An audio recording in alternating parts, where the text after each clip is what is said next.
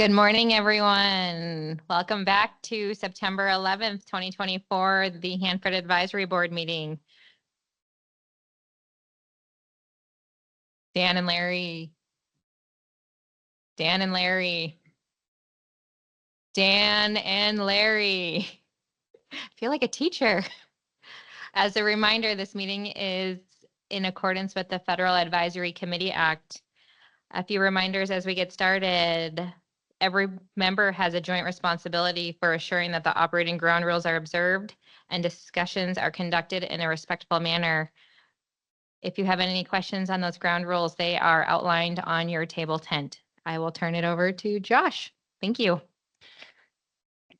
A few meeting logistics things you're all well familiar with by now. The meeting is being recorded and will be posted to the Hanford Site YouTube channel. We would appreciate if you'd sign in both in the room and online through the Teams chat. It's a new day and a new sign in. And we'll hand it over to you, Susan. Good morning, everyone. I hope you had a nice evening. I don't see any new faces in the room as far as introductions. Do we have anybody that online that we need introduced? It looks like everyone online at the moment was also here yesterday. Okay, great. So I guess we will move forward. Short day. And we'll just see what what evolves. We've got the next up, we're going to have a round robin discussion. What is your greatest concern with Hanford?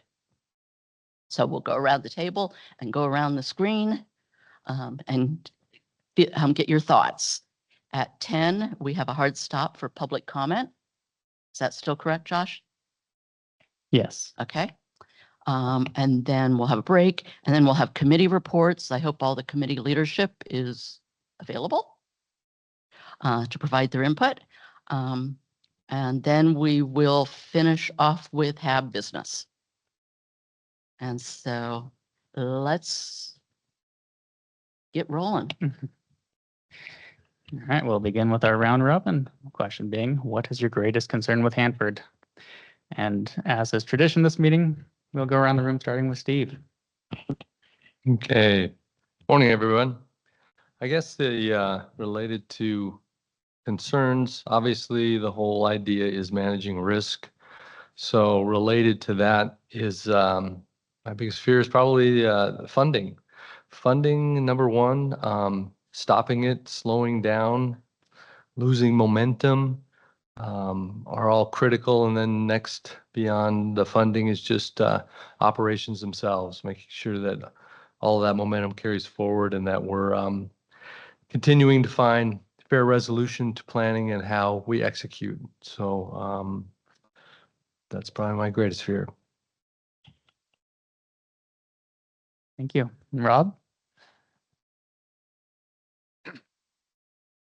I guess my greatest concerns are really some areas that we still need to clean up. The 324 area, which I'm still concerned about, and I guess we're still looking for a path forward to how to resolve that issue. The other area is, and I can't remember this area that we're storing some old whether it's low activity waste or high activity waste that we talked about last time we got together. And I like I said, I can't remember what area it is, but seems to be a lot of there's barrels or containers that could possibly be leaking.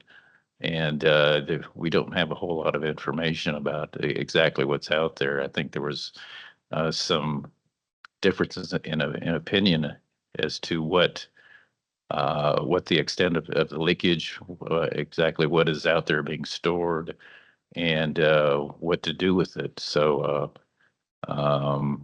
those would be my areas of concern.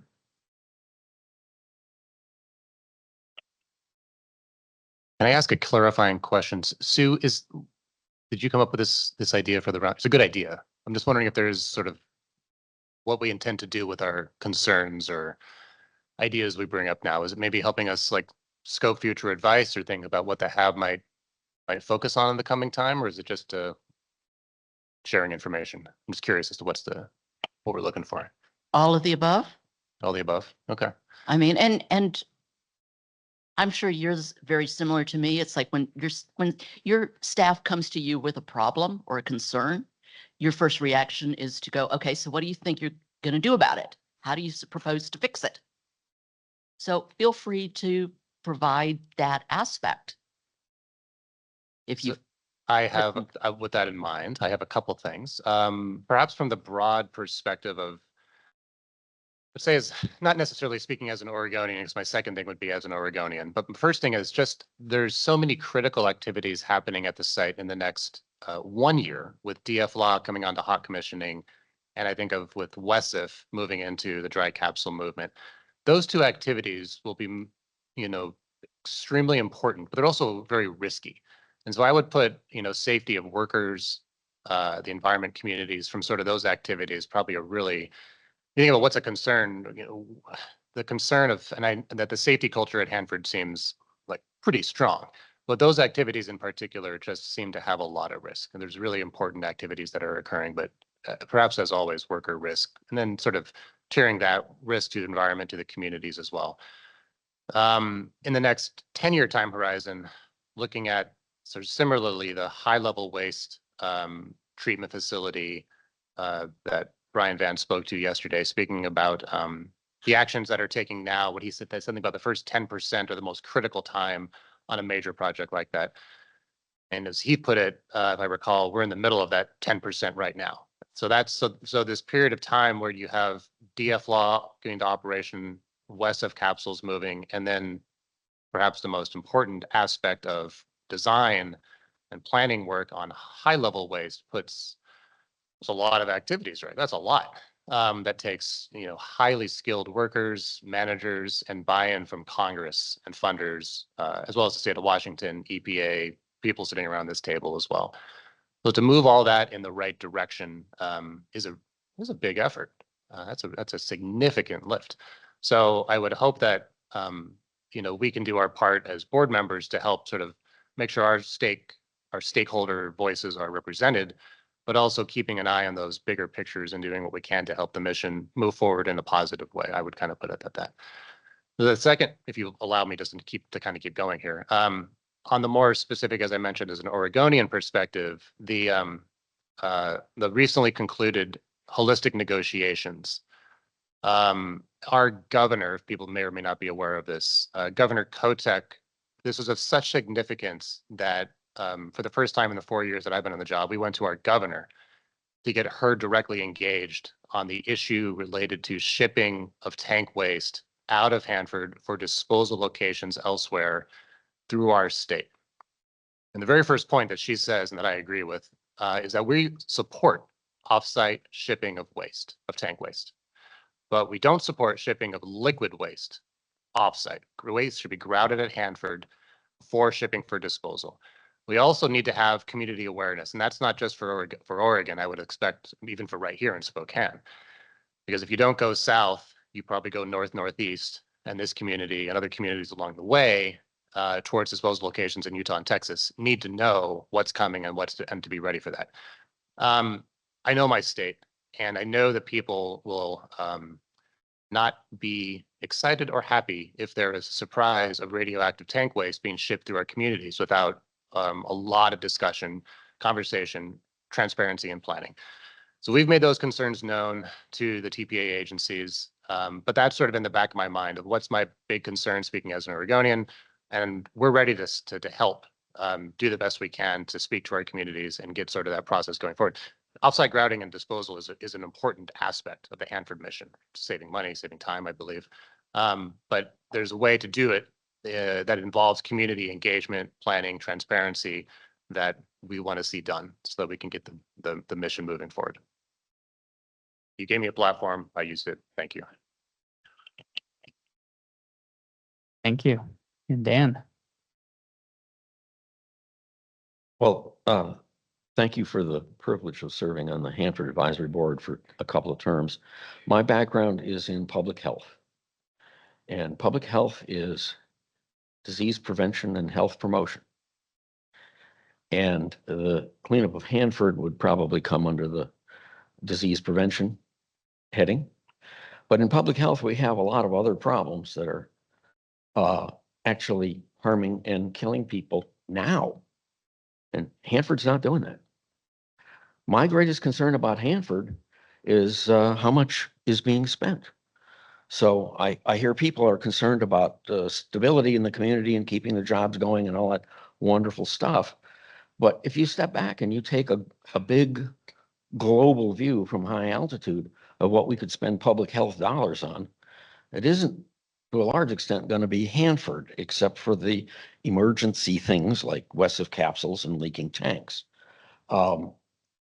And so Brian Vance told us it was going to be $562 billion to clean up Hanford over its life cycle. And this is to eliminate putative human health risks from the harmful effects of radiation and chemicals. Now, we used to say back in the 1960s that it was legitimate to spend $1,000 to avoid a person REM of radiation exposure. That would be one person getting a REM or 1,000 people getting 1,000th of a REM.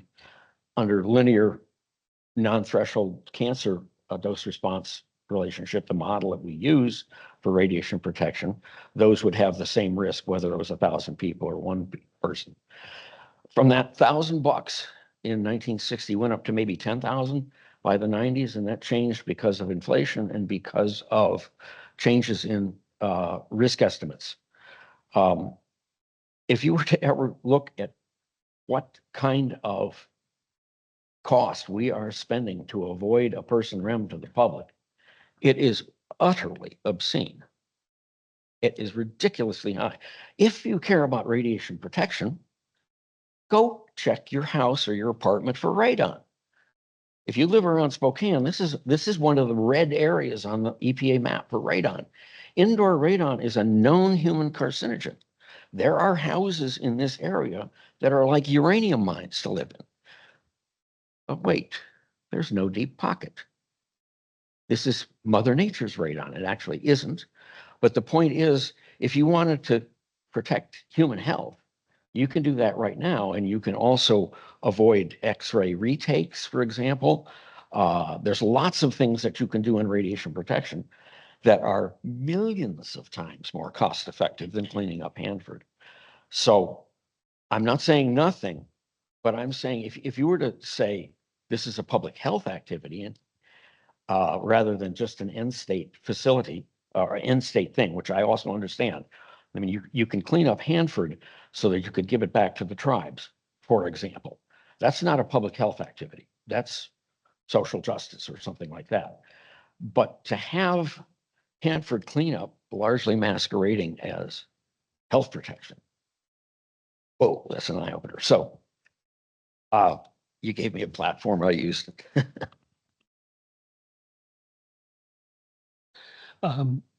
Josh and Lindsay, thank you for the opportunity to speak and I congratulate you on a good meeting these last 2 days. I'll probably sound a little bit like a broken record because of the people that preceded me, but my priority and the reason I'm here is safety. And it's broader than what's been spoken before. I spoke yesterday about the safety and security of for instance, trucks or trains passing through Hanford, and these directly affect people. When the melters become very active, there'll be trucks internally moving canisters from one area to a storage area. And later on, there'll be trucks added to that are moving canisters to WIP. And this increased traffic of these very large vehicles is not supported by the road system right now. and I think that that needs to be addressed. That's one item of safety that I would like to talk about. The other item is I'm very uncomfortable with the time frame of cleaning up Hanford. We see, you know, a first guess at a first most recent guess at finalizing cleanup is somewhere around 2070. Now that we won't be shipping hazardous waste probably by that point in time, but not long before that. And I would like to find a way or ways to accelerate that schedule without risking safety to workers or the public or the environment. And if you ask me why or how, I probably couldn't give you any reasonable answers. About the only one that came to mind was installing a third melter so that this material could be put in glass a little faster. Now the expense is huge, but on the other hand, if you look at, say today, if we have this year, if we have a risk of one, a generic one, next year that risk will be two. That's a geometric curve of risk. And at some point in time, lightning or an earthquake is going to hit a tank, or a crane is going to fall. You know, these things that are horrible, but they can happen. And so I would recommend we look very hard at policy that would accelerate the cleanup of Hanford, at least the removal of toxics and radioactive materials. And I would need some guidance from Lindsay and from the group as to how we would do that. We can pick it off little pieces at a time, but the main schedule problem is one that is way too big for me and probably for everybody on Hanford right now. So thank you for the opportunity to speak.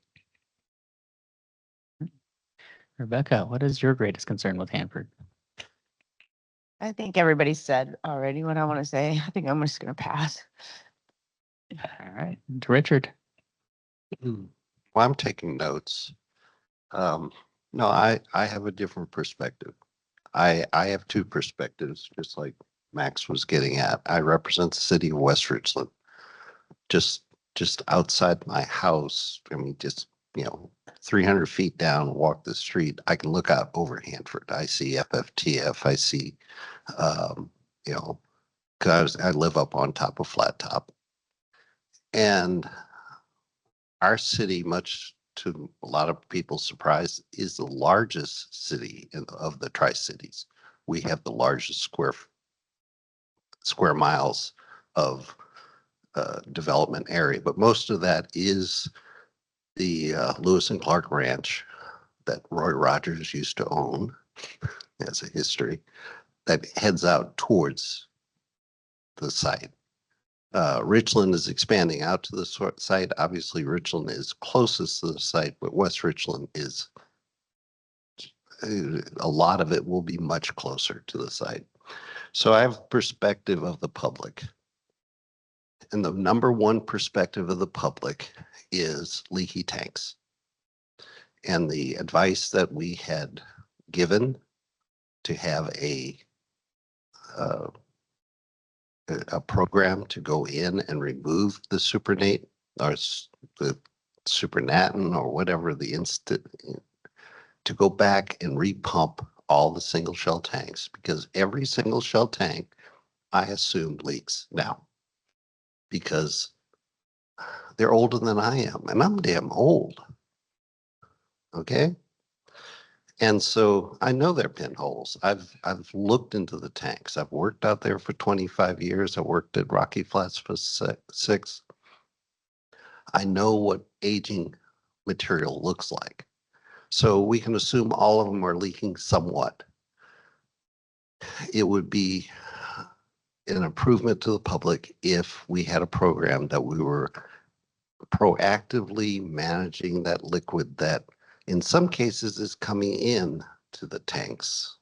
It's the groundwater coming into the tanks and then flushing out as it goes. The other public perception is no progress. Well, right now we're doing pretty good progress. But the final public perception that really bugs me is it's unsafe.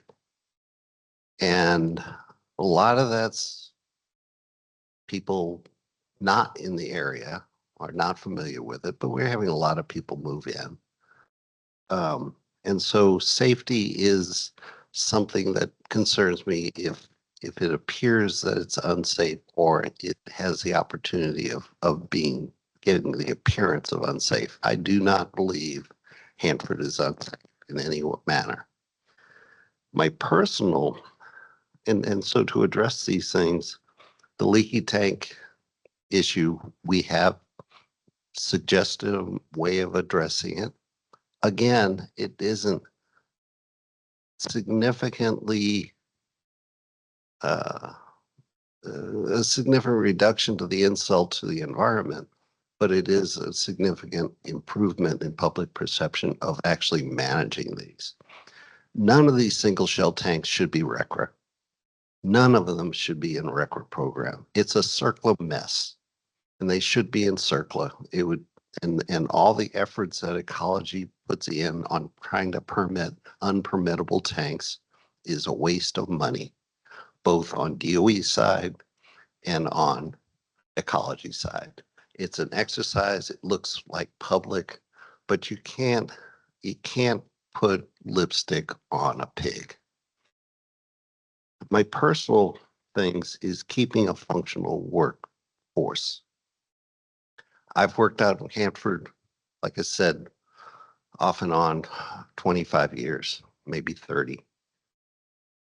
I've had 2 good years working out there where I really enjoyed the work. Working at Hanford, and I think those that have worked at Hanford know it's tough. It's unfulfilling in a lot of cases. And so we have a huge influx of new people into the workforce. I don't see any effort for cultural maintenance. We've had these, quote, safety culture issues going back over and over again. DOE used to do culture surveys. I don't know where the culture is. I hear people who left there frustrated, leaving because they don't see the cultures right. So there's culture maintenance issues that are out there that maybe we,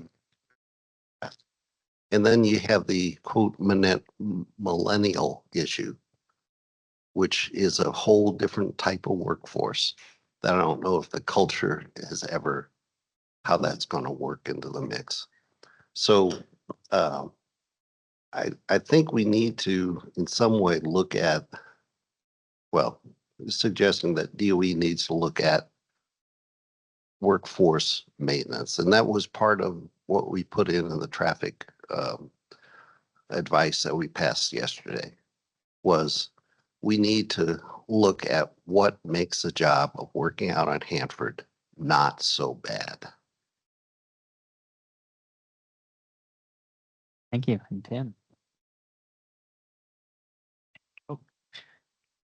So I guess my comments will kind of dovetail what Steve and Maxwell talked about. My previous life, I worked for Congressman Hastings, former Congressman Hastings, for a decade, and back then it was $2 billion a year we were getting for Hanford, and that was difficult.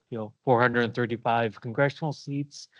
Not all of them get $2 billion for one project. So my biggest concern is kind of like what Steve talked about, was funding.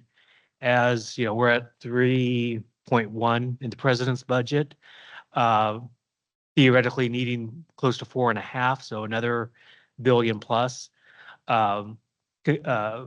Needing that continued political and public support that the project has value and is making progress.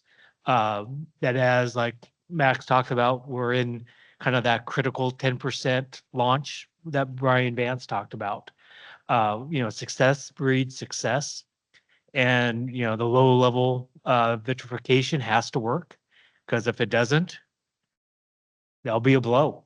And to continue to have the political will to get the kinds of budgets that Hanford needs just to keep progressing as best they can is a tough pull when you go back and there's all other meaningful projects around the state, around the country and the state.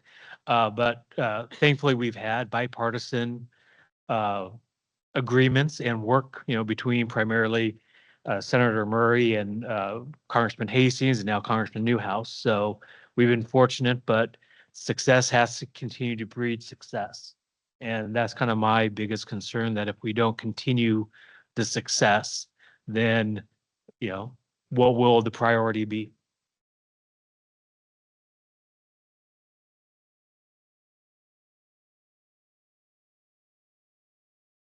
Well, I think there was some really good comments. Thanks for everybody for sharing. There has been a lot of success, especially this last year. The K Basin, when you look at the numbers, there's been a lot of incredible work done.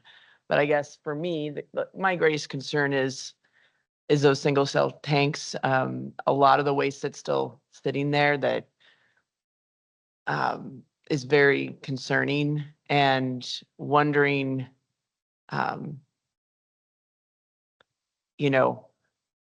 ultimately, I think Heart of America Northwest sees the future and wants a future where future generations will be able to not have impact from radiation, that our environment, the Columbia River. So, making sure those wastes don't get to the river is the ultimate goal, right? So the tank waste, I think biggest concern also from, excuse me.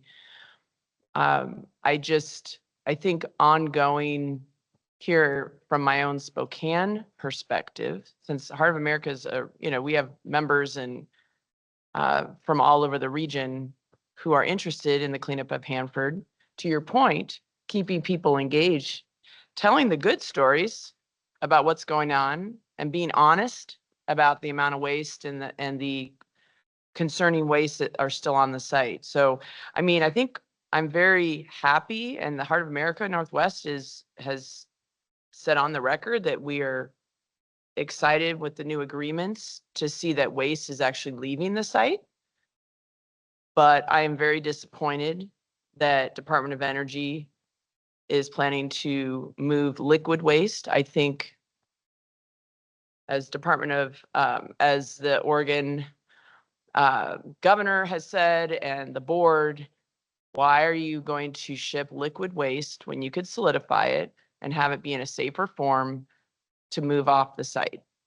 And so those plans to move that waste, it's great that we're finally going to relieve Hanford of some of that waste.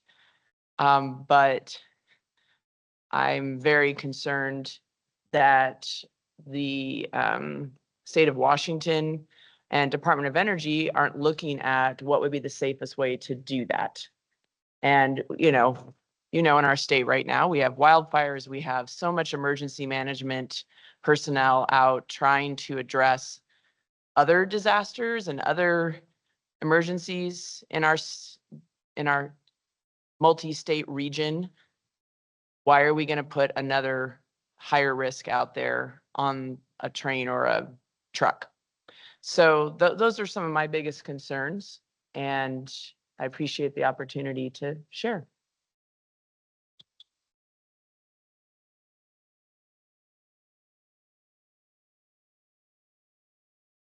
I have several things to share. One concern that I have, and this is something that Tim lived with in Washington, D.C. I understand the concept of one Hanford. Sounds good. But having the two sites helped us get the funding to sustain the cleanup.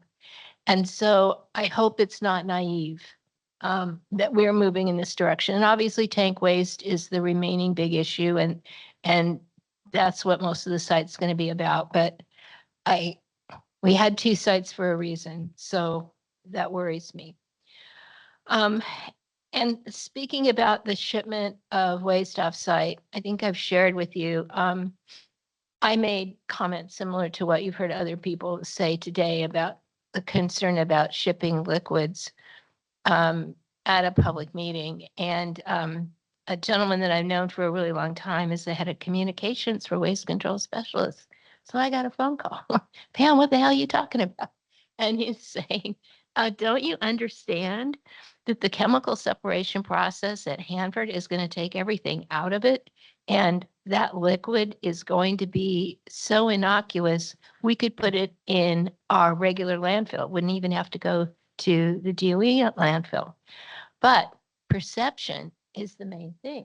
And people don't want liquid waste moving through their communities. So I just think DOE is not going to be able to go there. And so then the opportunity to look at lessons learned is how we approached shipments to WIP. And I think we have a lot to learn from that whole process. And there was public education for every community that this material was going to pass through, particularly with law enforcement and emergency responders. And so I worked for local government in those years, and I spent time with my fire chief, and he goes, Pam, you know what's really of concern to me is a truck with gasoline in it. This stuff is no big deal. Well, be sure that those people understand that it's no big deal, and they understand if there's an accident with one of these trucks, what happens? Who's called? How do they get there? And for the WIP, and this is not going to be true with tank waste, but once those canisters leave the site, they belong to Carlsbad. And Richland had nothing to do with an accident that would be outside of Richland.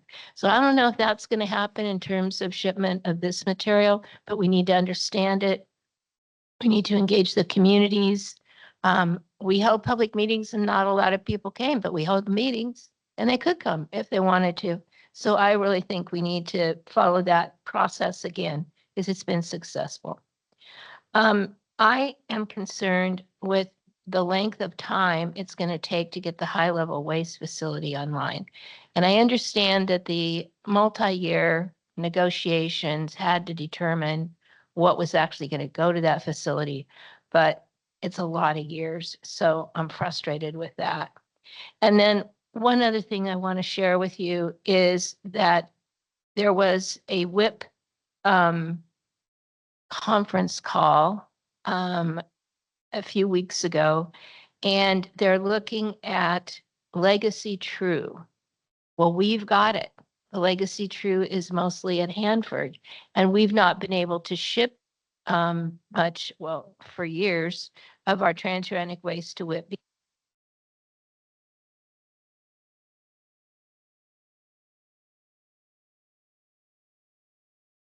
Okay, so nobody else called in except me, and I had a cold and I was feeling really puny, and I'm like, yes, Legacy True is important. And so they're looking at, for their WIP facility, how much do they allocate of that facility for Legacy True or not?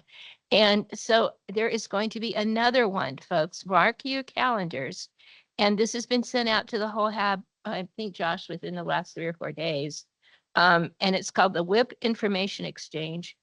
And it is going to be on September 23rd from 1 to 3 p.m. And I don't know if that is their time or our time, because we're in different time zones. But please call in. Please express the views of people in our region about WIP being built large enough, or the storage large enough for our Legacy True to go there when it can.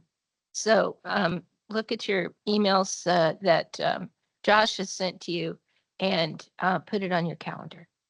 Thank you very much.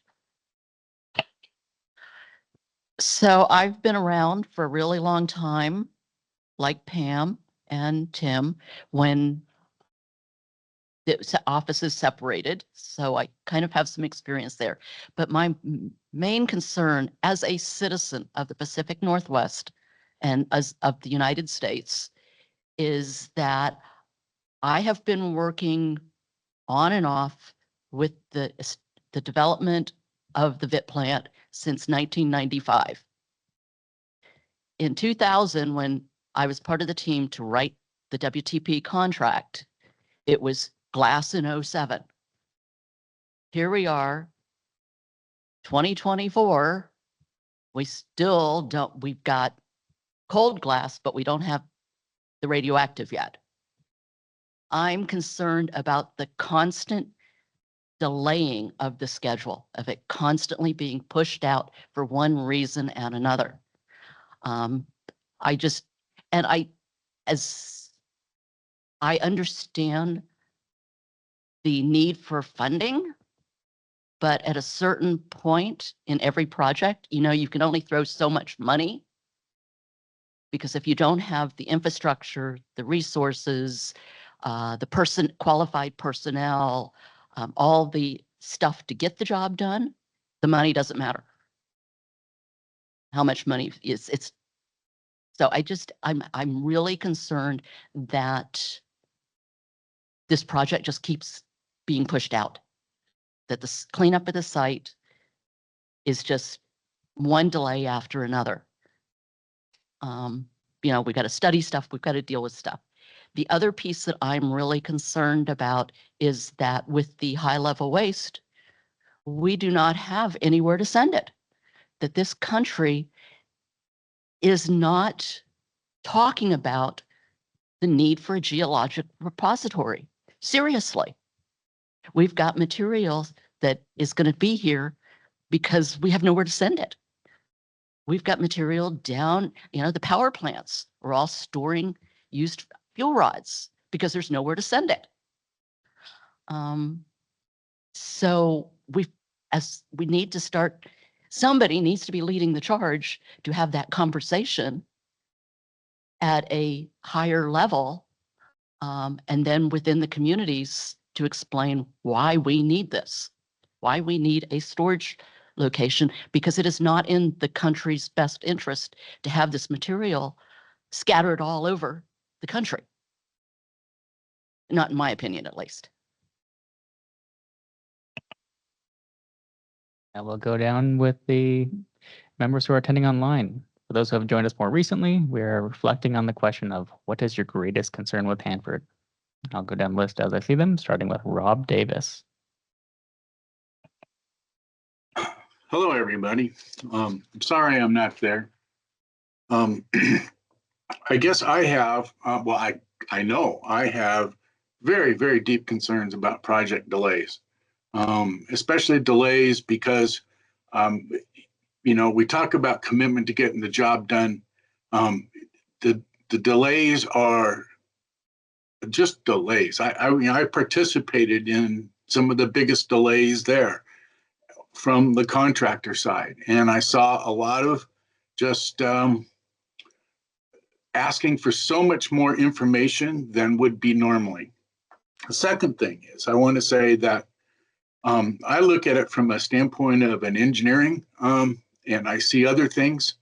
First of all, I see a lot of false exaggeration of the risks with transporting low-level waste. I see people trying to disguise the low-level waste as tank waste. No, it's not. We need to understand that the TSCR process, or the process of filtering the supernate, is producing contact-handled water. And so those are very false exaggerations. I also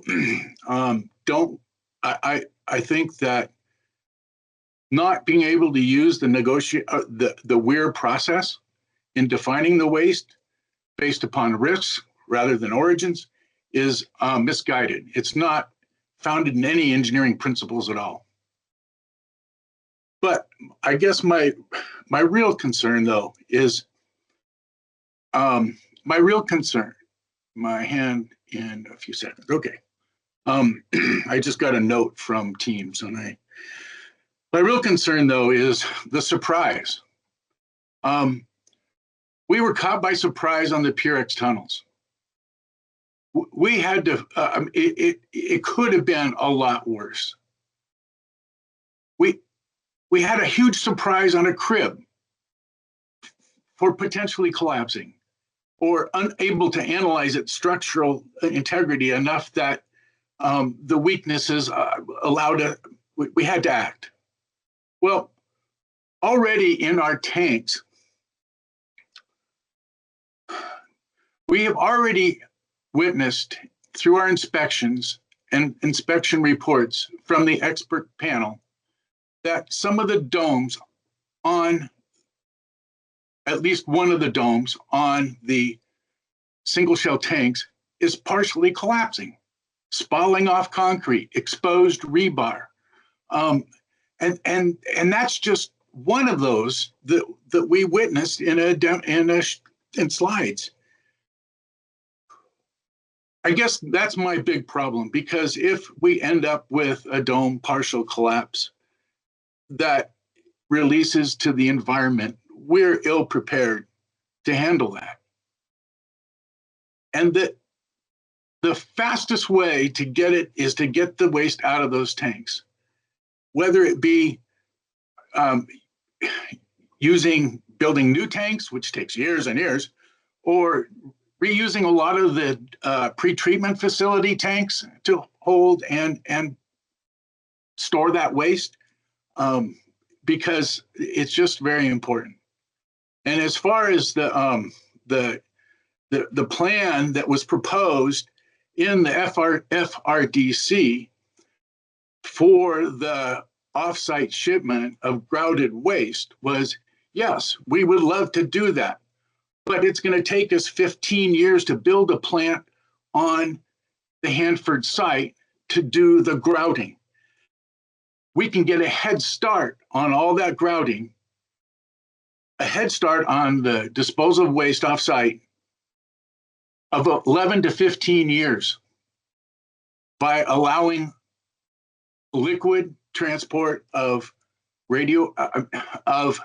processed LAW waste to be grouted at another contractor that is already grouting radioactive materials for other customers in NRC approved containers, and Department of Transportation is fully regulated. So I really feel that my greatest fears is the false exaggerations of the risk of shipping the low-level water to offsite facilities. And I guess my last fear is that I'll turn off the board in another year. All right, folks, next. All right. As a reminder, we have a hard stop at 10 o'clock for public comment, and that's a little over 15 minutes from now with 7 seats left to go. Lorene, what is your greatest concern with Hanford? Thank you. Good morning, everyone.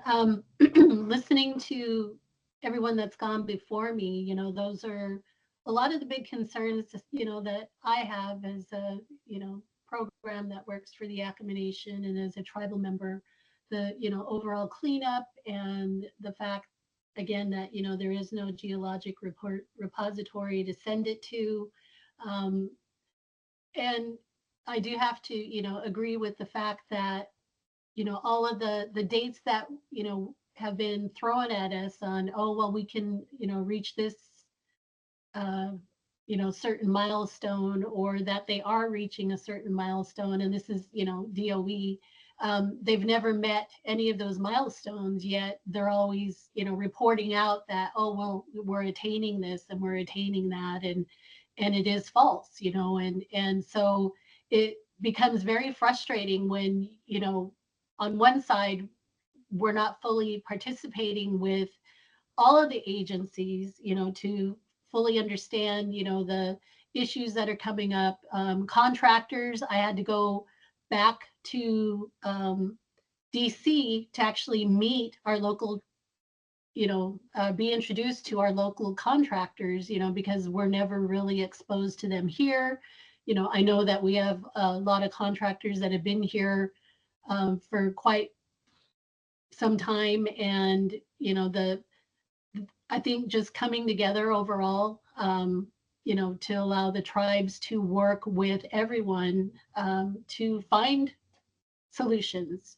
Getting in a plane, going back to DC to meet with, the higher ups to, I guess, present this or make it more aware to them.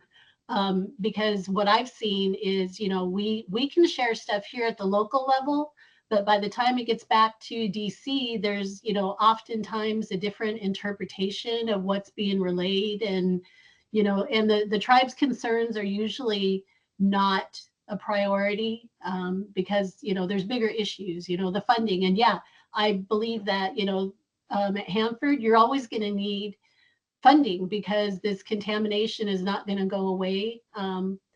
And from a tribal perspective, our cultural areas out there, the TCPs, the wildlife that's there, our natural resources, the used to be foods, those are a big concern to the tribe that not necessarily anyone else on this Hanford Advisory Board is going to fully understand, because you don't eat those foods.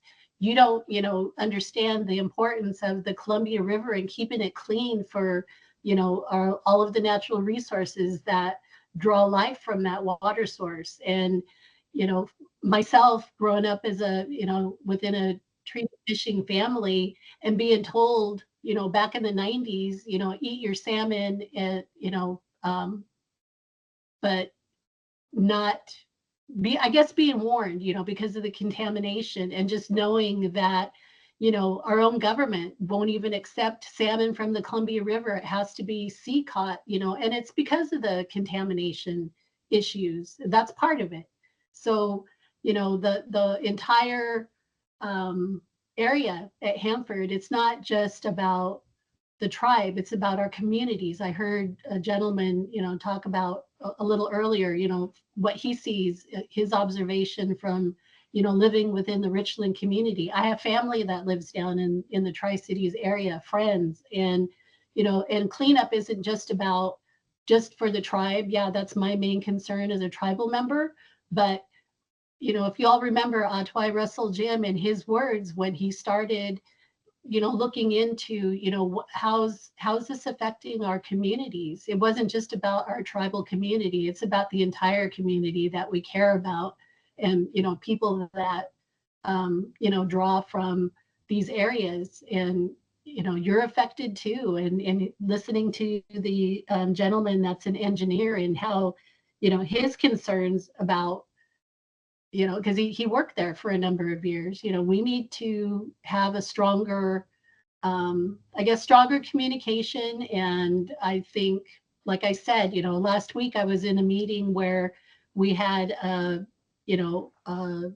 our elected officials and state representatives that were in the same room. And I said the same thing. It's like, we all need to, come together and go back to DC and, hear everyone's perspective at the same time, and not just what's filtered up the chain. So that's my biggest concern is, always having that higher level of participation and continuing to see that grow. And I'm not saying that it hasn't, because obviously I'm here today as a voice, but I think that we can all be stronger the more that we collaborate on these issues. Thank you. About 10 minutes until public comment. Chris, what is your greatest concern with Hanford? Well, I have two of them and they're related. The first one is what's been mentioned several times, and that's funding and schedule.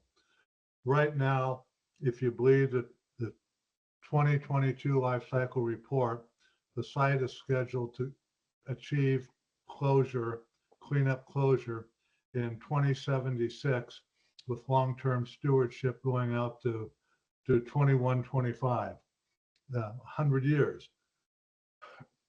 In order to achieve that schedule, for a 5-year period starting in the late 20s, early 30s, we have to get funding of about $7 billion a year. I don't think there's a chance in hell that's going to happen. So my concern is that the schedule for cleanup is going to be pushed out a long way past 2076. And I think at some point Congress may get tired of giving us the amount of money that we have, and that will cause things to be pushed out even more. Now, along with that, we're going to start vitrifying low-level waste sometime in 2025, 2026, thereabouts. And ideally, we'd like to ramp up to 27 metric tons of glass a day. Now, we've seen the slide a number of times that show that there are 25 separate processes that go into the overall vitrification process before canisters roll out the back and are transported to IDF. So my concern is one of operational process control. What that means is that these 25 different processes have to work together in lockstep, day in and day out, 24 hours a day for 40 years. If there's a break in any one of these, something goes down, what happens, the whole thing comes to a stop for a while. So I think being able to achieve consistency of operation 24/7 for 40 years in order to meet the schedule for vitrifying glass and getting rid of all of it, I have a concern that we're going to be able to do that. And I think the schedule is probably going to go out longer than people think, because we can't achieve that day in and day out, beating 27 metric tons a day or more for 40 years. So those are, and that goes into the schedule delay for lack of funding. So I guess overall, my concern is one of schedule, and it's going to take a lot longer than anybody thinks. Thank you. Jim, what is your single greatest concern with Hanford? Well, that we've shot ourselves in the foot from day one because we keep overinflating the risk, and everyone thinks this is the most dangerous site in the world and everyone's going to die and all this nonsense. It's not. I mean, the actual risk of this waste to anyone off site is minuscule. There's just no mechanism to get it off site in any concentration. So when I hear people, again, in Oregon and Seattle worried about this, it's like, there's no way it could affect you. I mean, I'd have to go out there and take a shovelful and drive over to Seattle and throw it on someone's head. That's the only way anything is going to get out there. So if you look at the EIS and everything else, we have just inflated the risks so that we are going slow and taking more money because everyone thinks this is so, dangerous that anyone's going to die if they get, within a mile of it. So that's the problem. We are not tamping down this nonsense of the risk. And so again, everyone thinks the risk is so great that no one wants to do anything. So this idea of transporting, low level, not even low level, I mean, yeah, there's hardly radioactive water off site. It's like, my God, what happens? Like, what happens? Yeah, nothing's going to happen. There's no significant risk there. And we've never had a risk transporting nuclear materials around the country. And, for WIP, and I was there for 10 years. I mean, we've transported this material over tens of millions of miles without an issue. So it's like Dan said, we have real issues that we should be worried about. This is not one of those. We need to just, say this is a reasonable way to do this and just go ahead and do it without this fear that's been generated by the linear no threshold dose hypothesis for 70 years. So that's my concern, is that the fear is going to keep driving this on and on and on and up and up and up in dollars for no particular reason, and no one will come out and say this. Thanks. Thank you. And Chuck, what is your single greatest concern with Hanford? I'm going to generally follow along with Rebecca and kind of beg off, but I do want to throw out one thing. If we see the division within the HAB where we're all working together, assuming good intentions, and we just blatantly say, you're wrong or you're wrong, that speaks to the communication problems we're going to have in the future. And we need to not berate one another, but we do need to convince one another. So that would be my biggest concern, the ability to communicate well in the future. Thank you. Thank you. Kermit, what is your single greatest concern with Hanford? Well, I'm not. I think that a lot of people, voice, a lot of our concerns, about the technical issues and particularly about, some of the transportation issues. But, overall, I think our biggest concern is just, the timing and the process that has to occur in order for us just to return to, the life way that we've practiced in the area, since pretty well, I guess just since the beginning of time. I mean, there's just certain parts of, of how, people in my tribe live their lives that, are negatively affected by not being able to, practice, that life way in that particular area. So in the big picture, that's the biggest concern is just, making sure that, we continue to progress, towards returning to the site, to what it once was, and to returning parts of the site, back to what they were before, as quickly as possible. I think everybody understands that, the nature, what happened there, is going to take a long time to deal with. But, beyond that, we need to gain a better understanding of, what actual process is occurring and what issues, should concern us. I think, as an organization and as a party that's affected by the activity over there, we've always had to rely on, the Department of Energy and the contractors, to provide us the technical information and to help us understand the risks that exist, to us, from the activities over there. We need to gain, a higher, I guess, a better technical sophistication in understanding all of that, just in order to play our role in making sure that, we don't create any new issues, that are going to affect how we live and all of that. And then once again, just to make sure that, we regain access, sometime soon. And then also, our other concern, with all of this is just making sure that, we build the workforce and that we're able to secure, the technical knowledge, to understand all of this and try to influence it, in a meaningful way. And that includes, now and in the future, playing some role in co-management or co-stewardship and so on.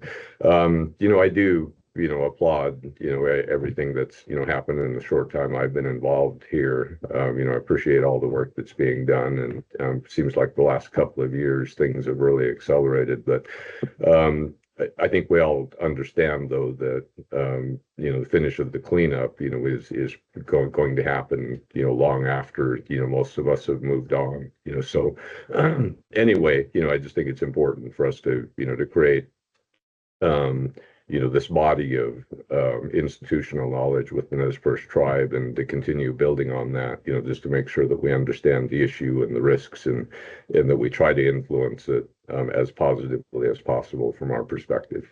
Thanks and good morning, everybody. Thank you. And Michelle, what is your greatest concern with Hanford?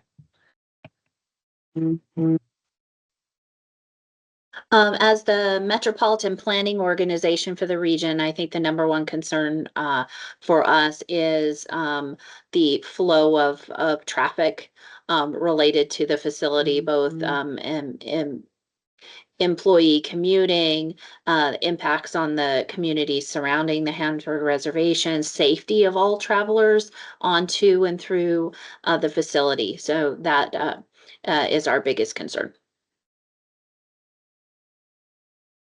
Thank you.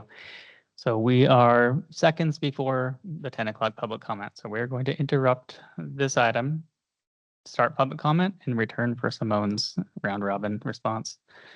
So we have one person in the room signed up for public comment. If you'd like to step up to the microphone and introduce yourself, you can deliver that.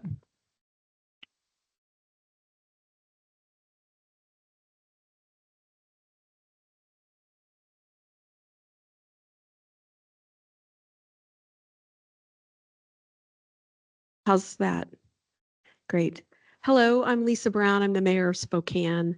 Thank you for holding the meeting here. I appreciate that. However, I am quite concerned about the plan to transport liquid waste through our city. So I'm just going to read my letter. So, dear Deputy Secretary Turk, Governor Inslee, and Regional Administrator Sixkiller, I'm writing to express my strong opposition to the planned shipment of liquid radioactive waste from the Hanford site to facilities in Texas and Utah through Spokane. Radioactive waste shipped in its liquid form represents a risk to every community through which it is trucked, but the risks to Spokane are even more elevated. I add my voice to the state of Oregon, the Confederated Tribes of the Umatilla Indian Reservation, the city of Bend, Oregon, and many concerned community advocacy and watchdog groups to urge you to cancel or modify these plans. I understand that should the initial 2,000 gallons of waste successfully be solidified at facilities in Texas and Utah, your proposed agreement includes plans for millions of gallons of hazardous liquid waste to be shipped by rail or truck in the future. My further understanding is that no environmental impact statement has been done related to these activities. I'm extremely disappointed to learn that following the expression of serious concern by our friends in the state of Oregon and the CTUIR, your agency shift your plan to go through Spokane. This plan poses an unacceptable risk to our city as both rail and truck traffic passes through the heart of downtown Spokane over high bridges and elevated viaducts. If a train derailment or truck accident should ever occur, the impacts to our region would be catastrophic. So on behalf of the citizens of Spokane and in defense of our natural spaces and vibrant urban setting that you can see all around us, I urge you to reconsider this decision. Let's have a conversation about the possibility of having the waste solidified on site or other options. Let's have consultation with our fire marshals and those who would be responsible for emergency response to understand the very complicated nature of the things they are currently dealing with wildfire risk and other things. Certainly, we need to have a fuller risk assessment to occur before this plan should go forward. Again, thank you for being here in Spokane so I could testify in person. Thank you. We have one person signed up online for public comment. Dan Solitz, go ahead. Thank you. One long-term concern of mine is the orphan waste, particularly the high-level glass. Savannah has been making high-level glass for a while, and they recently decided to double stack it. There's no place for it to go. In the holistic negotiations, we've decided to double stack it. It's going to take a long time to develop a deep geologic repository. There's been an act introduced into Congress in 2019, the Nuclear Waste Administrative Act. It might be time to reintroduce that. It's based a lot on the Obama's Blue Ribbon Commission's America's Nuclear Future. So it might be a good idea if as a whole, including the site-specific advisory board, try to get this off the back desk and onto the front burner, and so we get started on deep geologic repositories. Thank you. Bye. Thank you. Thank you. Is there anyone that was not previously signed up that would like to provide public comment in the room or online? Jerry Paulette. Hello. I want to thank you for meeting in Spokane. I couldn't be there because I have a higher ed commission meeting in Denver. But just want to also note that I think there may be some other people who want to join at 10 a.m., but I want to, on behalf of Heart of America Northwest, I want to echo some comments that have just been made and to share on behalf of hundreds of our members in the Spokane area.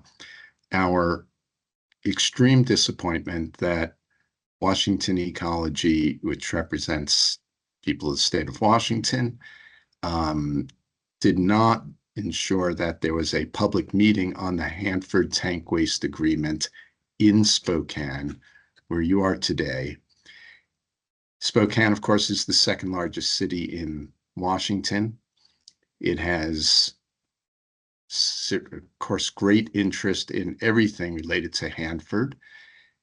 It's downwind, but right now, what's most important in terms of the tank waste agreement is that the agreement includes an expectation of shipping untreated, potentially untreated and unsolidified waste through Spokane or Oregon when there is a readily available alternative.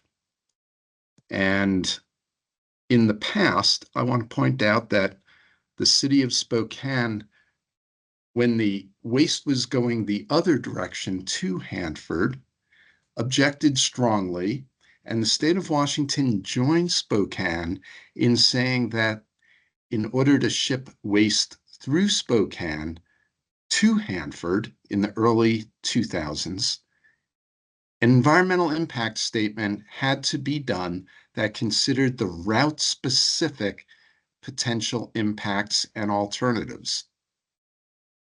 Washington has been oddly silent.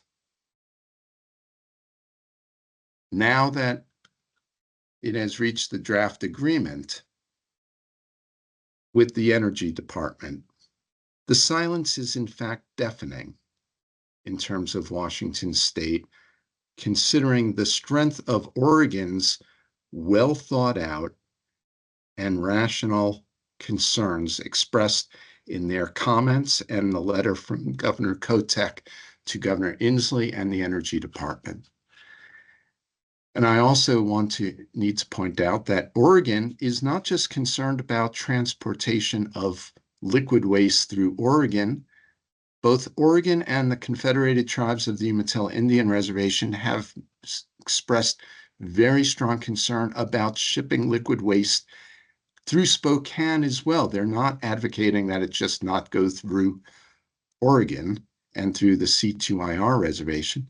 They're advocating that we fully examine the risks and alternatives for shipping liquid waste at all. Now, all of you know that Heart of America Northwest is strongly committed to seeking to move Hanford tank waste after treatment for disposal off-site in order to protect the groundwater at Hanford and the Columbia River. Hanford is one of the worst possible locations for mass near-surface disposal of huge quantities of waste.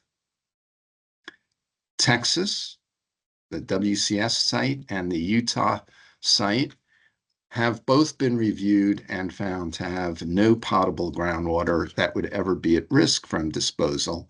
Makes sense to be able to ship waste there after it is solidified and then shipped. And Washington State has an obligation under the State Environmental Policy Act to not just simply accept a determination of non-significance and no EIS from the Department of Energy, but rather to say we cannot accept that without public meetings. That's in Washington's SEPA rules for ecology. And those public meetings need to include Spokane, without consultation with the officials in Spokane, which has been shocking that there has been no consultation. And Washington Ecology has authority under SEPA to say, if you are not doing an EIS, we cannot accept it unless you have fully mitigated all risks. And as Oregon has so aptly expressed, the risks of transporting liquid waste are unnecessary and can be easily mitigated and eliminated by treatment next door to the Hanford site at Permafix, which is already treating much more radioactive waste every week from Hanford, or building a facility on site to treat that waste. So we urge you as a board to consider taking up this issue, and both as a public involvement matter, making sure that there are meetings in Spokane, that there is a commitment to an EIS, or that Washington Ecology exercises its authority to ensure that there is full mitigation, which still requires consultation about transportation through Spokane or through Oregon and tribal reservations. And that consultation has to include the fact that under Washington's HEAL Act, which has been totally ignored so far, our Environmental Justice Act, that we now recognize that the areas along I-90 and the railroad route through Spokane are amongst the most overburdened and heavily impacted communities in Washington. We have a commitment by the state of Washington to not add to those burdens without environmental justice assessments and doing everything possible not to add to the burden. Trucking these wastes through increases those burdens. The Energy Department issued a 1990s, did a something that the board has been unaware of, issued essentially a finding of no significant impact for related wastes, secondary wastes, to be trucked from Hanford to the same locations without any notice a year ago. Sure that most of you are unaware of this, but it's related and adds to the cumulative impacts. And we have an obligation as a state to ensure that movement of such large quantities of waste through overburdened communities, tribal reservations, has to be fully vetted and considered before an agreement is signed. On behalf of Heart of America Northwest and our members in Spokane, I want to thank you for meeting in Spokane and hope that you will use this opportunity to begin planning for public involvement on these questions that includes the people of Spokane and its elected officials. Thank you. Thank you. Is there anyone else that would like to deliver public comment? Okay, looks like that concludes that. I would like to revisit the round robin and provide Simone Anter an opportunity to answer the question of what is your greatest concern at Hanford? Hi, thank you for the opportunity to speak. Can you hear me okay? We can hear you. Great. Yeah, I'll just start. So Riverkeeper's main concern at Hanford, I guess could be summed up in saying that decisions being made now, we feel are not in the best interest of future generations, but instead seem to be decisions to show short-term successes as opposed to long-term protective plans for the future generations and the environment. Riverkeeper overall stands for a cleanup of Hanford that upholds treaty guaranteed rights and is protective of all people and the environment now and in the future.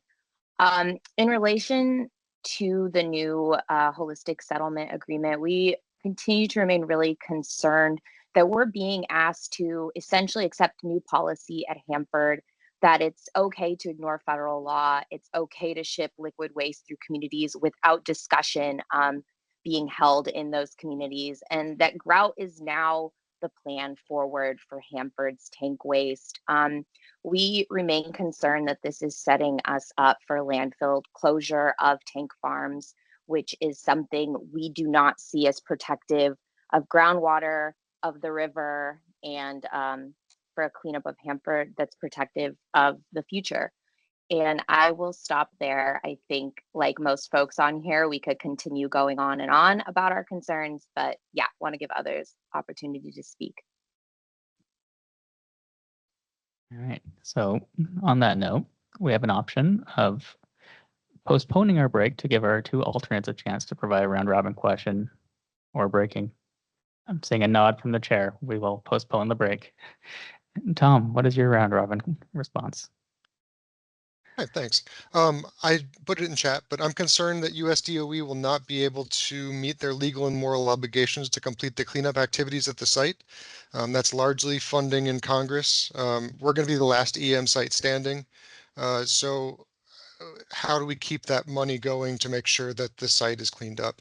I'm also concerned that once the site is cleaned up, LM is going to need perpetual funding to monitor the site for the rest of time, to make sure the institutional controls are still protective.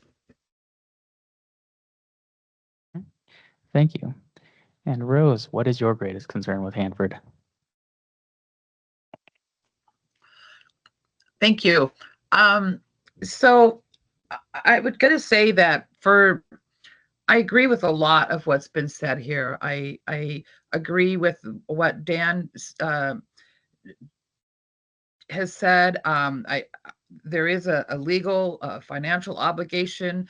I think that for those of us, we recognize that Hanford's going to be basically the last man standing, and getting the congressional support for funding and whatnot, I think could very well be an issue. And this was an issue I'm going to say was also something that Atway Russell Jim also had was this fear that Hanford right now we're getting money and things are kind of moving along, but will that still be in place when Hanford's the only one? Will they still recognize, or will Hanford be looked at as more of a sacrifice zone? That is a concern for Yakima Nation in that the cleanup and how it will affect future generations. There's contamination going into the river. There's contamination that will continue to go into the river for years to come. Groundwater plumes in the 200 area are finding their way towards the river. It's a natural course of things, and we're very concerned to what extent the river is going to be impacted for years to come. Some of the contamination from the plateau area is, is extensive. And will the river be impacted more 100 years from now than it is being impacted now with the contamination that's going in? I don't know, but it is certainly something that Yakima Nation thinks about, because Yakima Nation's not just thinking about what's happening in the next 10 years or 20 years or 50 years. They are thinking about what is going on and how generations yet to be born are going to be impacted 100 years from now or 200 years from now. This is Yakima Nation's homeland. They're not going anywhere. This is the land of ancestors, and they will always be here. And so they are going to be impacted. This group, is going to be impacted for generations to come. And what does that look like? What does that look like with where high level waste is going to be stored? Is there a possibility that Hanford is going to end up with a bunch of high level waste that's just going to remain on site and could potentially cause grave danger to the resources that Yakima Nation values within the environment and on the landscape? Yakima Nation uses resources far more extensively than any of the other groups. I mean, they go out and they want to be able to do root digging. They want to be able to do hunting and gathering and be able to exercise treaty rights on this land. And to not be able to do that because you're afraid of the contamination, that is going to be a big impact to Yakima Nation, not just now, but again, for years to come, to not be able to go to the land of their ancestors. And so, our gravest concern is what's going to happen with the tanks, what's going to happen with high level waste, what's going to happen with groundwater, how is that going to be dealt with in a way that will be protective of the river and the land around it. The 61811, the 324 building. These are sites that are close to the river that could have a very grave impact if they are not taken care of in a way that, is going to be protective of the river. And I know I covered a lot of points there, and I could probably cover a lot more, but Yakima Nation has a cultural stake at Hanford. Like I say, it is the land of their ancestors. And so everything that's going on there that is not going on there that is not going to put this landscape back the way it was to where it can be utilized and to where treaty rights can be recognized, that's a serious concern for Yakima Nation. And those are the things that we're watching, and those are the reasons why we are watching those things, because it impacts the entire Yakima Nation population. Thank you. Thank you. And that concludes today's round robin. We are ready to break. We will return at 10:30 for committee reports.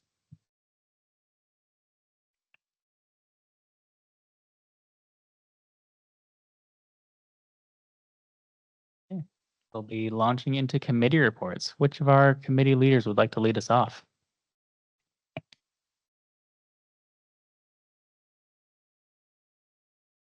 You can volunteer yourself, or I will volunteer you. Let's see, I gotta get from my, Rob. I gotta get my machine to work first, though. Could you pass just for a second or two? I dimmed it for, anyway. Okay, we'll lead with Tom, leader of the CARM. Everybody. So the Cleanup and Risk Mitigation Committee met in August. And first off, the committee week had an amazing tour. In fact, if I was wearing a hat, I would take it off to the people who planned the tour.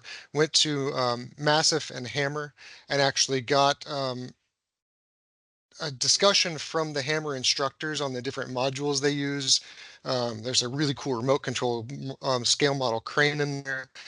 And then in Massif, we were able to look from the 324 mock-up to the WESIF mock-up to the 100K sludge treatment mock-up, all in the same building, and just the amazing engineering work that was done to recreate those spots to make sure the mission was done safely and effectively. Really, really effective tour, one of the best. Then the next day, we had a very short CARM meeting with one topic, which was a tour of a different kind. We talked through milestone series M15 and M16 with no slides. Milestone series M15 is all of the investigation and characterization milestones. And then 16 is the cleanup milestones for the operable units on the site. We mentioned that Hanford's going to be the last EM site standing. Well, the M16 milestones will be the last milestones completed at Hanford. So it was just really interesting to Jason Capron from DOE walked us through every operable unit on the site and said, this is what we're planning on doing. This is sort of what needs to happen, and just the right level of detail. We're hoping to make that conversation an annual event just to get a cleanup update on the site. Next month, we're meeting during orientation week, and we're going to have presentations on the 324 building and 100K and 100N progress. That's all I got. Thank you. Rob, would you like to provide a report for the twist? Sure would. Hi, everybody. This last meeting, we had presentations from the ecology, Dan McFadden, and the project on what's called NUCON, or the Thermal Oxidation and Research and Development Project. We were told about the development of the project. It has to do with the cleaning up of the vapors inside the tank, single and double shell tanks. They are now entering phase 3 of this. Phase 1 was in Colorado. Phase 2 was Battelle Labs, and now phase 3 on actual volumes of air from a tank that is spiked with certain aggressive chemicals to see if they can clean it up. The second presentation we had was from Pat with the waste treatment and completion company, and Suzanne Dahl. And this all had to do with the environmental performance demonstration test on the low-level waste facility. The test is meant to stress the system by, again, spiking the gas going through it and making sure the system can clean it up. The reports will assess per potential effects of human activity or emissions to people, working in the plant, perform risk assessments, and do this within the framework of the APA methodology for the requirements. We also had a part of a very short and meeting on a grout IM. And after talking with other members, we kind of concluded that we really need a factual presentation from DOE. So we put together some questions and have sent it to Lindsay. And I think when we get those presentations, we'll be better informed to actually write advice on the grouting of waste. So that's about all we got right now. Looking forward to the October meeting. Thank you. Thank you. Richard, will you be providing the report for the lids? I guess I got invited to do that. Well, we had a meeting with Charm, and we went through the traffic engineering study, and the fire station, the new 200 area fire stations relocation. And that was where the advice came out of that we approved yesterday. Within lids, the D stands for disposal. And so I guess, personally, I think we will be looking a little bit into the shipment of the liquid waste. My personal opinion is liquid waste is tough to ship because it tends to settle, and it's hard to keep the bottom of it getting a little bit too hot. But I understand the concerns.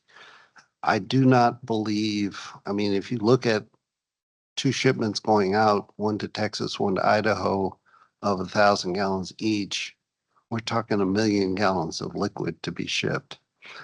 The aspect of fixing it for solidifying it prior to shipment, we're talking about a hell of a lot of weight being shipped, which would be tough on the roads either way.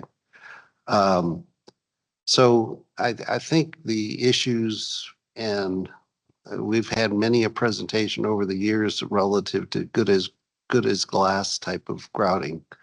I don't have a position for West Richland, but I don't see a big reason that those good as grouting discussions can't be revisited as far as on-site disposal of the solid. I understand the technetium and the iodine issue, but I believe we've had many presentations on how that would work. And so I'm thinking we'd do that. But looking at the discussion we had in the round robin, I think for lids, we'll be promoting possibly I won't say a round table, but a workshop, and inviting everyone to come in and talk about Hanford risks. And let's get a list of Hanford risks and perceptions of risks and see which ones we would bring forward as possible advice, that whether the risks come in 2 categories. And as I spoke before, risk can be perceived risks and risks can be real risks. They do overlap in some cases, but in a lot of cases they don't. So I think it's worth it to be something that we put on the agenda for lids, because disposal is inherent in risk mitigation or risk propagation. Thank you. Michelle, will you be providing the report for the COE?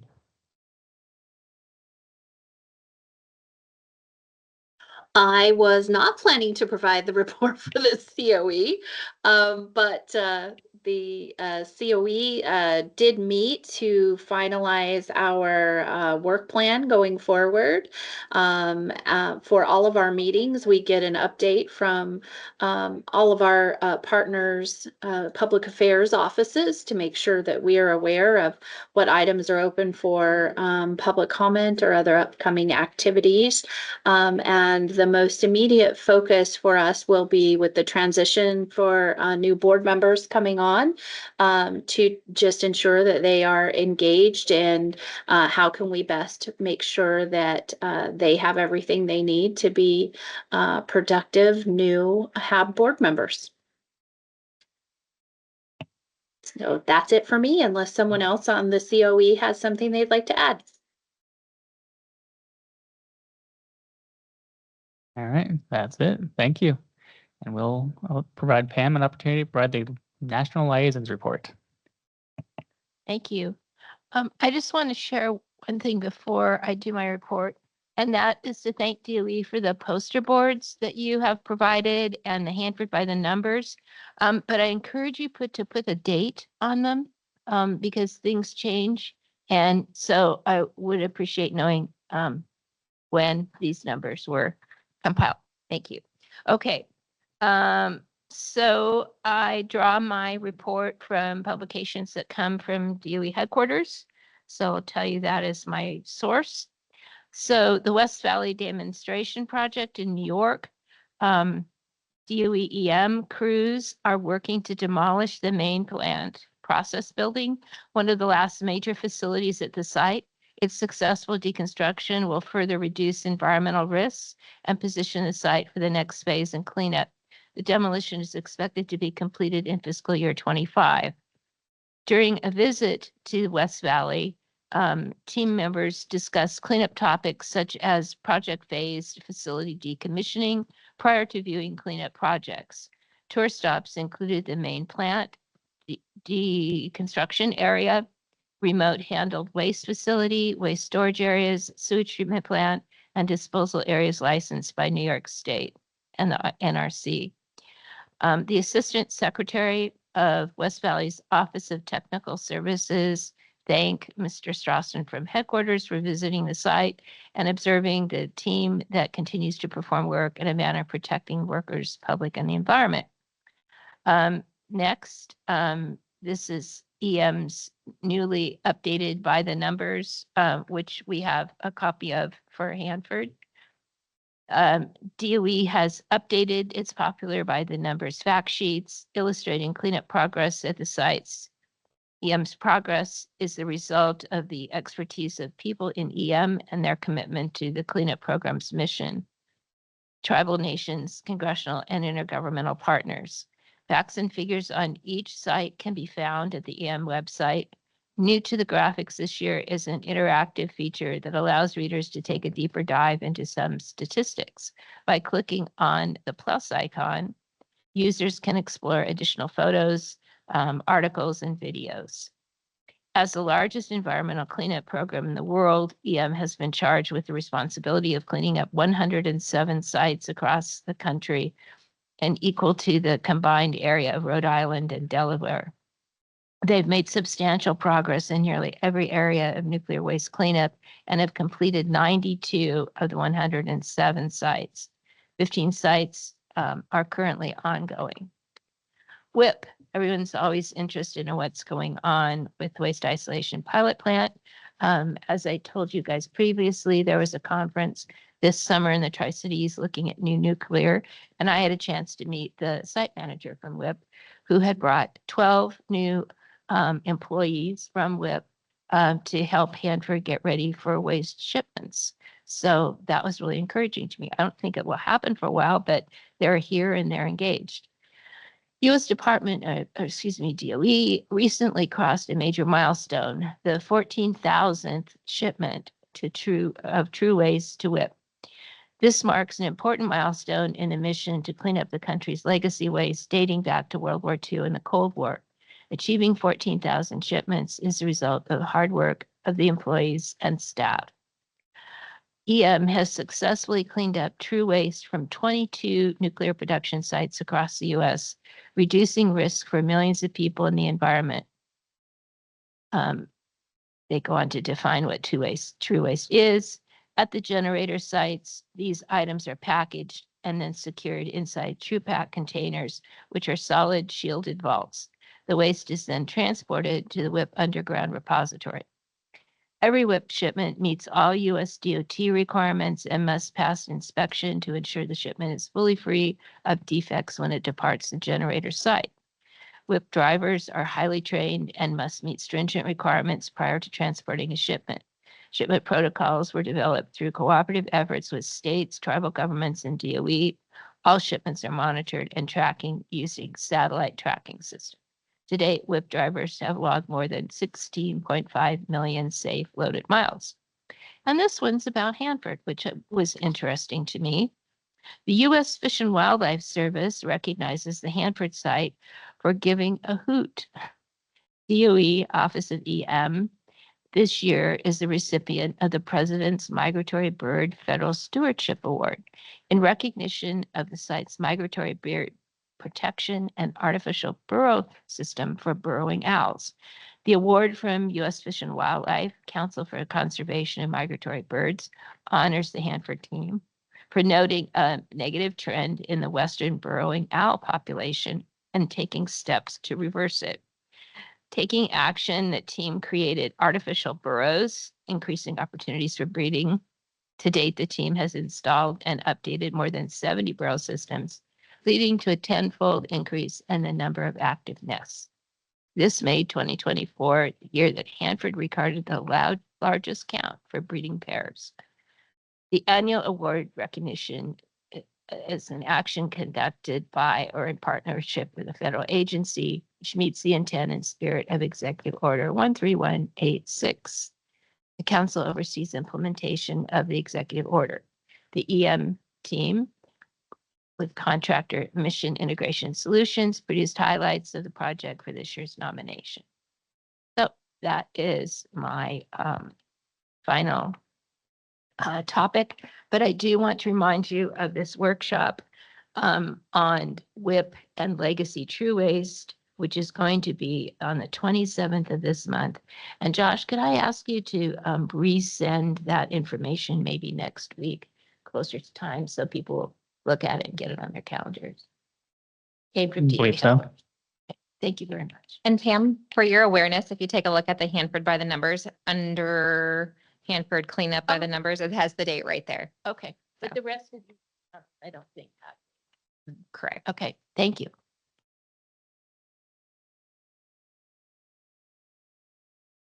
Oh, so the Department of Energy, in cooperation with the Energy Community Alliance, holds a cleanup workshop annually in September. And Sue and I were both approved for remote participation from the Department of Energy, which was very nice of them. It's an expensive conference, even with remote participation. So we are now waiting to get information about how we log in. And I have been emailing to people in Washington, D.C. And initially they said, oh, here, you can sign up right here. It's like, no, I'm signed up. I just need to know the link. Have you gotten a link? Okay. Go ahead, you do it. And Pam, I'll follow up with Megan in training and ensure that you have the link prior to Tuesday. And you as well, Susan. Actually, I did talk to Megan, and she said,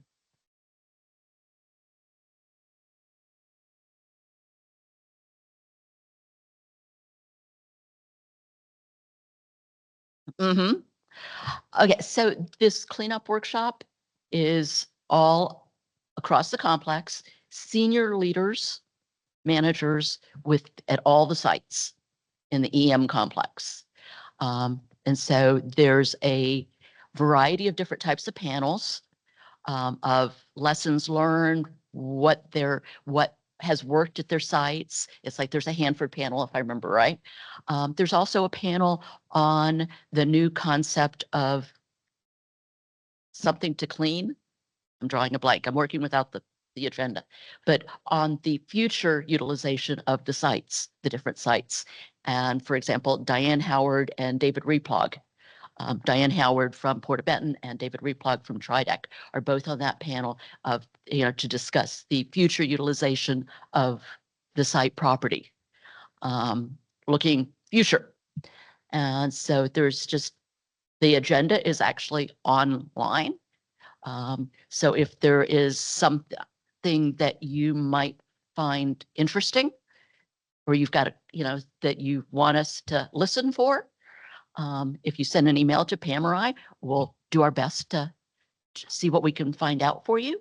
But it's a really, it's a high level. This is a high level panel. So it's not the worker bees. Oh, you got the agenda? Yeah, I don't have the full agenda. I've got the summary agenda, but it's also not just DOE, it's community leaders, it's regulators, and industry experts on a variety of topics. So I have the agenda with the featured speakers, but I don't have the detailed topics. From our area, Mayor Brent Gary, from the city of West Richland, is the chair of the Energy Community Alliance, and he will be speaking. Thanks.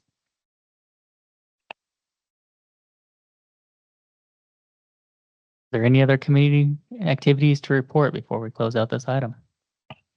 I do have one plug from Tom. He has asked to have put a plug out for anybody that wants to work on the Rev 9A IM team. To let them know.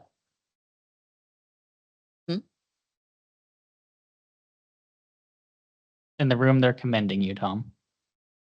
And I also just added the agenda for the National Cleanup Workshop to the chat on Teams.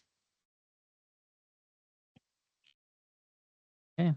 So with this item closed out, it's worth noting for those who were not here yesterday, the agenda going forward will look significantly different than as distributed. They have adopted its fiscal year 25 work plan calendar and each of the 3 pieces of advice that were listed. So we'll be jumping all the way ahead to committee business. Susan, what would you like to cover? Do we have any outstanding action items? Have you gotten your response to HAB Advice 316? I don't think so. If it's not in your email, it should be there shortly. All right. No, Heather? because I will confirm one way or another after this meeting. yeah. And it should be in your email as well, Okay. Susan. So I'll take a look, but yeah, between Josh and I will look. The land acknowledgement, I think that's the only thing that we've got open off the top of my head. The land acknowledgement statement that is still being worked. It's still being worked. Yep. Okay. And I believe the last item was the proposal that came forward at the previous board meeting to extend the chair and the vice chair. The TPA agencies are working through that request currently, but I did want to provide everyone in the room and online the opportunity to put their name in if they are interested in serving, just so we have that piece, and we don't want to not give folks the opportunity to serve. Is there anybody in the room or online that is interested in serving as chair, vice chair, or national liaison?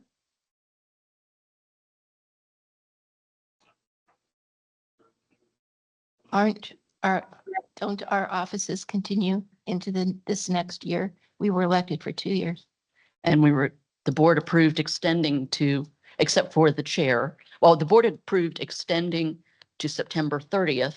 The chair by the OGR has to be approved formally by the agencies, but that does not include the vice chair and the national liaison. We just want to ensure that we're not circumventing the election process. So to ensure that we have all of the information available, we just wanted to see if anybody else that is a current board member would be interested in serving in a leadership capacity.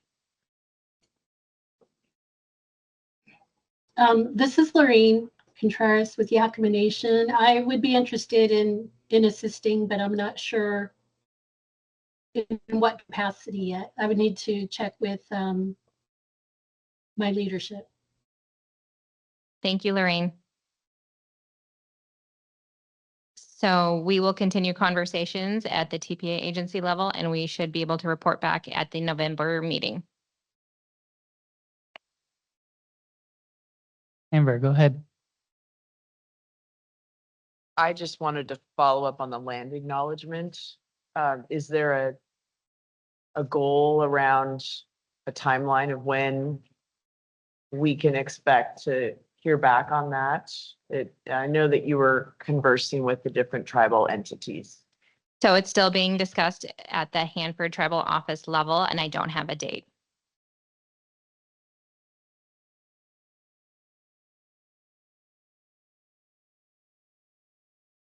All right. Are there any other board business or action items to cover?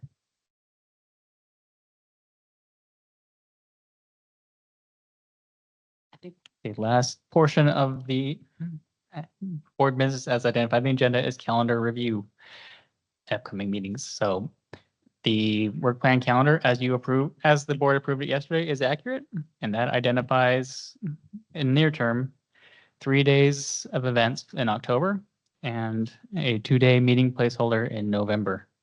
So on October 8th, we're expecting a Hanford site tour for our new members, followed by a new member orientation the morning of October 9th. The afternoon of October 9th and the full day of October 10th is available for committee meetings. Those draft agendas are forthcoming. The next full board meeting has a placeholder for November 6th and 7th and is anticipated to be held at the Holiday Inn in Pasco. You'll find that by the Track Center off Road 68. There will be information in this week's HAB happenings that will provide additional, I guess, information on that site tour. So this will be a really good one. There will be a lot of on and off the bus, the opportunity to order lunch. So I encourage everybody to attend if you have the availability. And with that, is there anything? Oh, Amber, go ahead. And then Amber, then Rob. Sorry, I just wanted to, I think that's the first, so October is when the new chairs and vice chairs assume their roles, right, for the committees. So I'll be the new chair for the Community Outreach and Engagement Committee. So I'm just going to put a plug in that I would love for my schedule to just, I know we'll have a call and we'll figure out the schedule, but October 10th would be best for me for that meeting. So just putting that out there. So that Thursday. Yes, it's hard. My calendar just fills up super early. So the more that we can plan ahead and get those, we always have dates that, and we have our calendar that we just adopted, but trying to know when in those dates for committees chairs to know when, so they can plan ahead about their meetings. It's helpful for me. So thank you. All right, I'll prioritize that day in agenda development. Rob, did you have a comment? First, please clarify that all existing members are welcome on the Hanford site tour. That is correct, Rob. All existing members, this is going to be the new member orientation tour. So this is the one time where we have approval for all members and alternate members to attend. So I would expect that everybody who is interested should be able to attend as long as they get everything in on time as far as the information required for a badge request as well as their travel. However, if you haven't gotten your travel in yet, it's going to be problematic as we have passed that deadline. For the October 10th committee meeting, when do you need an agenda if the committee wants to have a meeting? So we have already been working. Were you on the previous ESC call? Okay. I'm not sure. We are looking at trying to bring a beryllium update for the LIDS committee. However, that's looking like it's going to be pushed out until the January timeframe. So I will work with you, Richard, offline to see if there's something that can be supported for the LIDS committee at this time. Okay. Thank you. I'm sorry. I think I was getting confused about my dates. So the tour that's on the 8th. Correct. So the 9th and 10th are open. So the 9th, the morning of the 9th would be the new member orientation, and then the afternoon of the 9th, we were originally planning on having that be the COE. And then the Okay. 10th would be the tanks as well as the CARM committee, since we didn't have any topics planned yet for the LIDS committee. Sorry, I could also do the afternoon of the 9th. I was thinking you said the 10th and 11th, but we don't do Friday. So sorry, Correct. getting my dates mixed up. So yeah, the afternoon of the 9th would be possible or the sometime on the 10th. So sorry about that. Thank you. Just wanted to point out that the evening of the 9th is the plan for the 5-year plan public meeting. I don't have that date confirmed, but I do believe that we were working to align the Hanford Site 5-year plan public meeting to coincide with our HAB committee week. Yeah, I don't know if it's fully scheduled, but that is the current planning. I believe that you are correct.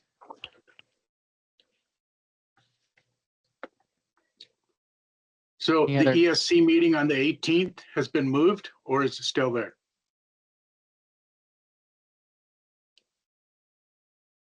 The ESC call, Mhm. I believe, I would have to pull it up. I know that it was moved, Rob, the timing of it. That was for September. Right. Yes, we moved I- it. We moved the time from 11 to 1 to account for the agenda of the National Cleanup Workshop. Okay. Okay. 1 to 2. Thank you. Any other questions or comments on the upcoming meetings?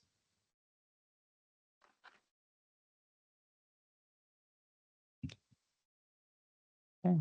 And are there any other matters that need to be covered before we close out this board meeting? Doesn't sound like it. Well, great work, everyone, this week. I appreciate your attendance, and the department looks forward to formally receiving those advice products. Anything in closing that Ecology or EPA would like to share? I just want to thank everybody for attending this meeting. It's been great to hear all your concerns, and I will bring those back to higher ups. And again, I just want to thank you all for being here and either virtually here in person or virtually and taking this time. I know everybody's got a lot of things going on, and also just again recognize our departing board members and thank you for what you've done. Any closing statements from the chair?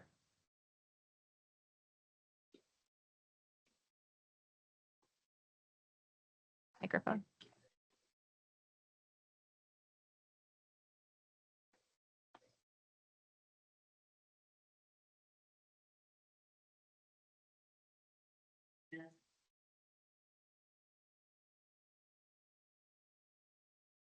But still welcome to come play some. Feel free. Right. Other than that, take my call. Thank you, Amber, for listening.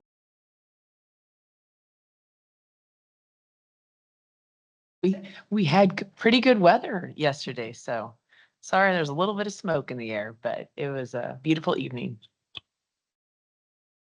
All right. Thank you, everyone. Again, Steve, Dan, thank you for your service. And to anyone online who is terming out, thank you. This meeting is adjourned.